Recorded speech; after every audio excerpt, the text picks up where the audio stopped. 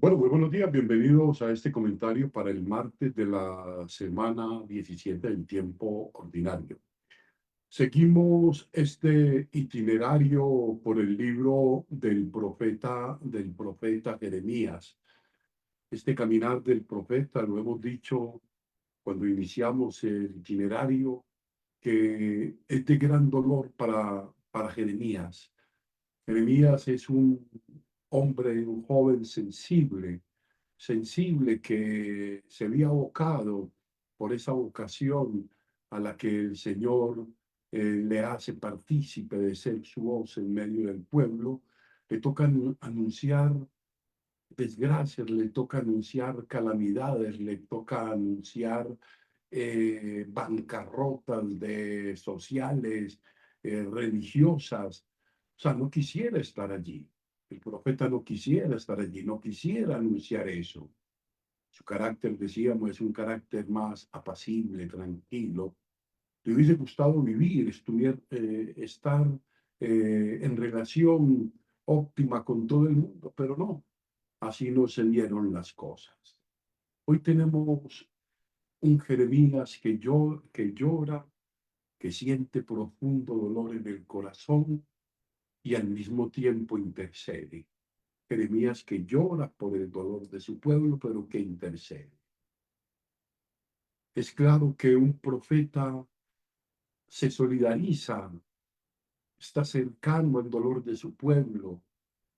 Al profeta, el profeta no puede ser indiferente, no puede no sentir dolor por sus fallos.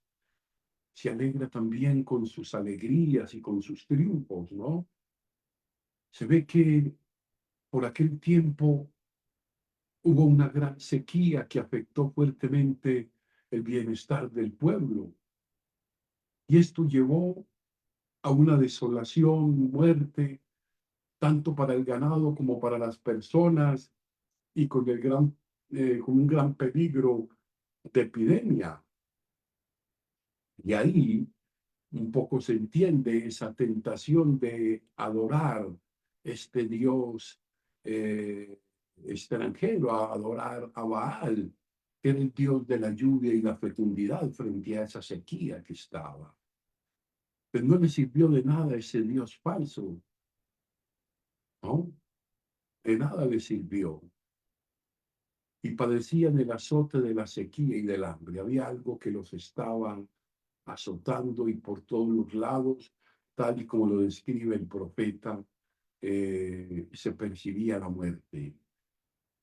Jeremías, démonos cuenta que se lamenta, que habla de heridas, que habla de un profundo dolor en su alma. O sea, todo por culpa del pueblo y su pecado. O sea, están pasando cosas muy graves, están pasando cosas muy difíciles. Hay un momento de agobio, de muerte, de destrucción dentro del pueblo. Están pasando cosas, pero estas cosas no vienen como reacción externa, vienen la mayoría de ellas como consecuencia de las malas decisiones de este pueblo. Y entonces Jeremías, en una actitud humilde y de postración, que es algo a lo que se nos invita, se postra ante el Señor y le dice: Señor, reconocemos nuestra impiedad, pecamos contra ti, hemos hecho lo que no te agrada. No nos rechaces, dice el profeta, es hermoso, no nos rechaces por tu nombre. Recuerda y no rompas tu alianza con nosotros, Señor. No te separes, no te alejes de nosotros, porque sin ti no podemos hacer nada. Todas las sequías y las demás desgracias que nos afligen de cuando en cuando, porque todos las tenemos, no son necesario castigo inmediato de un pecado, ¿no? No necesariamente, muchas veces son consecuencia de la injusticia, de las desigualdades, de los atropellos, pero también nosotros deberíamos hacer nuestra esa actitud penitente del profeta y reconocer delante de Dios, pues, nuestro egoísmo, nuestra falta de compromiso, nuestro no dar de nosotros lo mejor para, para la pareja, para la familia, para la sociedad, para el entorno donde vivimos, la comunidad en que servimos, la iglesia en la que asistimos, el país en el que vivimos, que hoy vemos precisamente con gran dolor y con gran tristeza lo que acontece en nuestra hermana República de Venezuela. Debemos postrarnos como Jeremías, reconocer nuestra impiedad, reconocer los fallos que se tuvieron para llegar allí, pedir al Señor que se glorifique en esta amada tierra, que el Señor proteja, que el Señor conduzca a buen fin todos los intentos que buscan recuperar la paz en el país. Somos nosotros quienes tenemos que comenzar a mirar cosas, a ser más responsables con nuestras propias actuaciones. Recordemos que al empezar la misa tenemos un acto penitencial, nos reconocemos pecadores y nos proponemos una muy buena disposición para dejarnos llenar después de la palabra de la Eucaristía, para ser fuertes y seguir construyendo con sensatez y con sabiduría nuestra vida, ¿no? Además, como el profeta, todos nos deberíamos sentir solidarios de nuestro pueblo y de los vecinos, de su dolor, de sus desgracias, de todo lo que está sucediendo en este momento, y no solamente en Venezuela, sino en Ucrania, en Rusia, en Palestina, en Israel y en tantos lugares del Próximo Oriente donde hay tantas guerras. A pesar, Señor, de tantos fallos, no deberíamos desesperar, no deberíamos de desanimarnos. Nuestra generación, los jóvenes, los mayores, deberíamos unirnos y unirnos en una actitud positiva, una actitud orante de unos por otros, para que el Señor acoja misericordioso nuestra necesidad, cualesquiera que sea. Siempre debemos descubrir que en el caminar estamos siempre abocados a los fallos, abocados a decidir, no tanto desde ese bien común para todos, sino desde aquello que a mí más me beneficie. Por eso no pensamos muchas veces como Jeremías, como pueblo, no reconocemos que como pueblo, en mayor o en menor grado, todos tenemos responsabilidad, ¿no? Pongámonos en la presencia del Señor para que, mirando todo esto que acontece hoy de dolor, que enluta y que tantos muertos y que tanta miseria está dejando, ponga el Señor su mano allí. Ponga, Señor, su espíritu en quienes están allí dirigiendo los destinos de las naciones para que no haya estos derramamientos de sangre. Este evangelio del día de hoy, el evangelio de Mateo, es Jesús mismo el que nos explica esa parábola del sábado, la parábola que crece junto al, la cizaña que crece junto al trigo en el campo. Hemos hablado un poco sobre esto.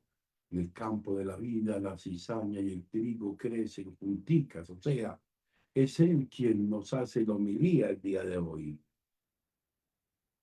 Dios nos dice, siembra la buena semilla, el trigo. Recordemos un poco esta afirmación central del Génesis, cuando Dios en la creación, con orgullo dice, y vio Dios, nos dice el relator, el geógrafo de la lectura sacra, y vio Dios que todo lo que había hecho era bueno y cuando hizo al hombre muy bueno. Dice, pero alguien, el maligno, el diablo, que siembra de noche la cizaña, alguien entró en el mal. O sea, los discípulos siempre dispuestos a cortar por lo sano, Jesús les dice que eso se hará a la hora de la siega, al final de los tiempos, cuando tenga lugar el juicio y la separación del trigo y la cizaña, ¿no? Entonces sí, los corruptores y malvados serán objeto de su juicio y de su condena, mientras que los justos brillarán como el sol en el reino de los cielos. Esto es interesante. La cizaña se ha adentrado y se adentra de muchas maneras. No es querida por Dios, es por nosotros mismos, por el mal uso de nuestra voluntad y de nuestra libertad. De nuevo se nos recuerda, y esto es bien importante entenderlo, querida comunidad, el juicio no nos corresponde a nosotros, y qué fáciles y qué ligeros somos para juzgar y condenar. Le pertenece a Dios y lo hará al final. Mientras tanto, el bien y el mal están allí, coexisten simultáneamente en nuestro campo, en el terreno de nuestra vida. Parece la defensa de una comunidad que no tiene santos y perfectos, sino también personas pecadoras y débiles. Esto es una comunidad que tiene el trigo y la cizaña, pero el trigo y la cizaña no fuera, dentro de cada uno de nosotros, esa cizaña que hace que se rompa la comunión y la unidad de la comunidad, de la familia, de la sociedad, del mundo. O sea, nuestra comunidad no debe ser elitista, con una entrada exclusiva, que se creen los perfectos, los mejores, como los maniqueos que solían tener los perfectos y los justos. De hecho, en aquel tiempo, en el siglo IV, los llamaban los cátaros o los puros, ¿no? Sino que en la iglesia, como en el campo, hay trigo, hay cizaña. Yo tengo trigo en mi vida y tengo cizaña en mi vida, ¿no? Y en la red hay peces buenos y hay peces malos, o sea, en nuestra barca, en nuestra comunidad, como nos dirá Jesús pasado mañana. No nos deberíamos escandalizar demasiado fácilmente del mal que nos parece ver a nuestro alrededor. Ahí está. Y en todo caso, de alguna manera, porque es difícil, hemos de ser tolerantes con paciencia escatológica. ¿Esto qué quiere decir? Esperar, orar por la conversión unos de otros, para que al final el Señor salve. Al que peor le tendría que saber que haya aparecido cizaña en su campo es el sembrador, a Dios, el mismo Cristo. Y hay algo que nos enseña, vuelvo y lo repito, lo dije hace un momento, nos enseña que hay que saber esperar, respetando la libertad de las personas y el ritmo de los tiempos. Dios sigue creyendo en el hombre a pesar de todo. Eso sí, tenemos que discernir el bien y el mal. No todo es trigo y luchar para que triunfe el bien y los valores que ha sembrado Jesús. Pero tampoco todo es cizaña, ¿no? Por eso siempre decimos, Señor, líbranos de todo mal. Ahora, convivir con el mal no significa aceptarlo. Un talante no violento, sin medidas drásticas ni coactivas, ni de agresiones. Simplemente orar, que se discierna, que se esclarezca esa cizaña que hay en cada uno y que sepamos alimentados de la palabra y de la Eucaristía, irla erradicando poco a poco de nuestra vida, para cuando llegue el momento, pues el Señor nos acoja en su reino, ¿no?